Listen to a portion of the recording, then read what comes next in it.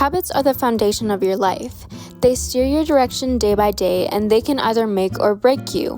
When we fall into a rut, it's very easy to turn back to our old bad habits, but it's important for us to grasp them early on and take action before they ensnare us and prevent us from reaching our full potential.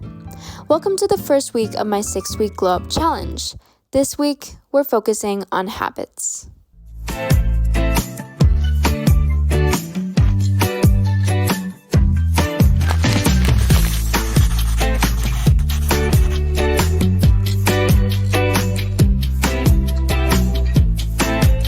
For the first 3 days of this week, I unfortunately got sick. So it's July 1st. Today was supposed to be my first day of this challenge, and this week we're focusing on habits. But unfortunately, I got a little bit sick today. I spent the entire day just resting and being sick. But I'm feeling a little bit better now, so hopefully tomorrow I'll actually get the ball rolling. What a great start. Whether it was from pre-existing unhealthy habits that welcomed sickness or just because of sickness itself, I had an unbearable start to this week. While I spent most of those days having multiple existential crises and laying on bed wishing I was better, these days of feeling weak made me realize more of the value that each day holds, and it made me realize how much of the day I'm wasting on things that aren't improving my life. You may have heard of the book Atomic Habits. It's a popular book that is perfect for this episode because it is one of the most highly ranked self-help books on habits. Now, I'm not able to fully read it through currently, but I searched up a little bit of what the book talks about, and this is what I gained. Getting 1% better every day counts for a lot in the long run. Success is the product of daily habits, not once-in-a-lifetime transformations. Goals are about the results you want to achieve.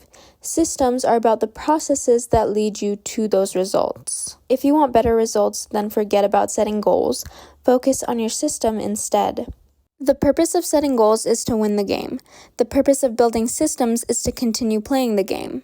True long-term thinking is goal-less thinking. It's not about any single accomplishment. It's about the cycle of endless refinement and continuous improvement. So from this, goals are good for setting a direction, but systems are best for making progress. As it was said, it is the accumulation of small habits over time that fundamentally and drastically impact your trajectory of life. The emphasis shouldn't be on setting goals, but rather implementing systems. That's how you get change. So, how do we change? The most effective way to change your habits is to focus not on what you want to achieve, but on who you wish to become. So, don't focus on outcomes like, I want to run a marathon or I want to write a book, but focus on becoming a runner or becoming an author. This leads me back to the first episode where we established our dream self. Who do we wish to become? What is our identity and how do we live up to that? P.S. I totally got most of my information from this video and it was super helpful going in depth with this topic. If you want to learn more about the book without actually reading it, go and watch this video by Escaping Ordinary. Now, it is easier said than done to live up to our aspirations. We're already caught up in the system of our old habits and our habit loops, like how whenever I'm on my bed, I feel the cue to check my phone, and I expect to gain satisfaction through any notification that's urging me to respond. Now that we know we should implement systems and to focus on who we want to become instead of what we want to achieve, how do we actually change our habits? Well, this is where the 4 laws of behavior change come in. Essentially, they are number 1, making it obvious, number 2, making it attractive, number 3, making it easy, and number 4, make it satisfying. But first, the process of behavior change always starts with awareness. You need to be aware of your habits before you can change them. So what I did was I spent a day making a scorecard of my day and tracking all the habits I did. At the end, I classified whether the habit was good, bad, or neutral. Already, I could see what my day mostly consisted of, and that was a lot of watching videos and screen time, which is something I definitely wanted to eliminate. One of the most practical ways to eliminate a bad habit is to reduce exposure to the cue that causes it. Usually, your environment is what promotes habits, and visibility provokes cue. So, in your environment, there are certain triggers that cause you to do a certain habit. So for me, I usually do everything on my bed, but I think it would be important for me to delegate the different places that I go in the house for different things that I do. So when you follow the law system, number one, making it obvious, your environment is the most obvious thing around you because you can see everything in it. So to build a new habit, make sure you put cues around your environment that would trigger that habit. So for me, putting a water bottle on my desk every night before I go to bed helps me wake up and remember to drink water. One of the best ways to build a new habit is to identify a current habit you already do each day and then stack your new behavior on top. This is called habit stacking. The habit stacking formula is after current habit, I will new habit. Also, the craving is what causes us to take action in the first place. We need to make our habits attractive so it can lead us to act. So a strategy for this is temptation bundling. So bundle one habit that we want to do and pair it with a habit we need to do. For me, every time I want to watch a video or a show, I can clean or exercise while doing that. And also, we have to reprogram our brains to enjoy hard habits. So that means associating these hard habits with positive emotions. And with the bad habits, we have to make them impractical and harder and less attractive. So that means turning on screen time to make apps less easily accessible, or just downright uninstalling the addictive apps, and putting your phone in another room while you work. And do not break the chain of continuity.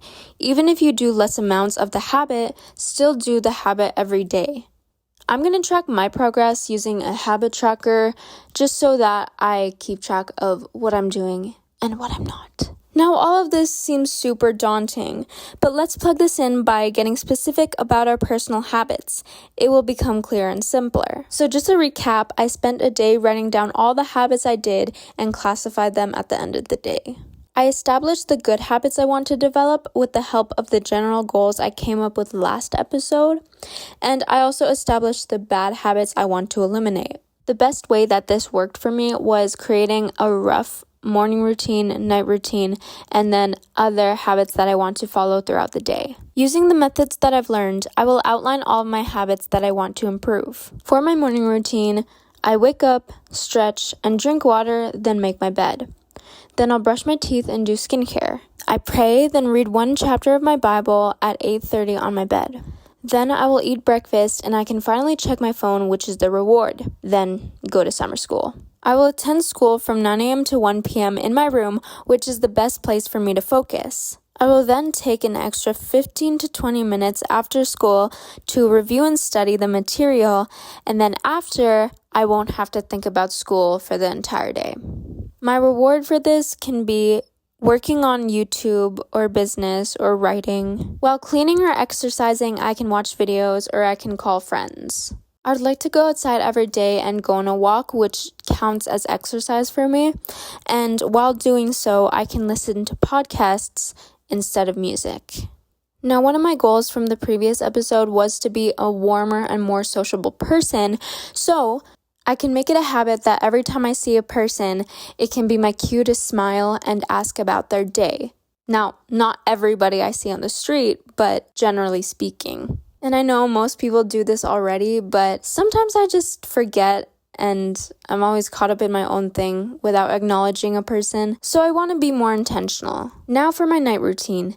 At 11 p.m., I can turn off all screens and social media. Then I can briefly tidy up my room. After tidying, I brush my teeth and do skincare. Then do some journaling, filling in my habit tracker and writing down my thoughts in an entry, or I can also read. After journaling and or reading, I pray and then sleep. And now I've got a good foundation on the direction I want to go with my habits this summer. I haven't noticed a drastic change yet, but I'm taking Clear's word for it and getting better 1% every day, hoping that it will accumulate and eventually create a compounding increase. At least now I'm not spending my days scrolling on social media, longing for more productivity. Now that we've got our habits in order, we can move on with our glow up. Thanks for watching. If you want, you could subscribe, and I'll see you for next week's episode. Bye!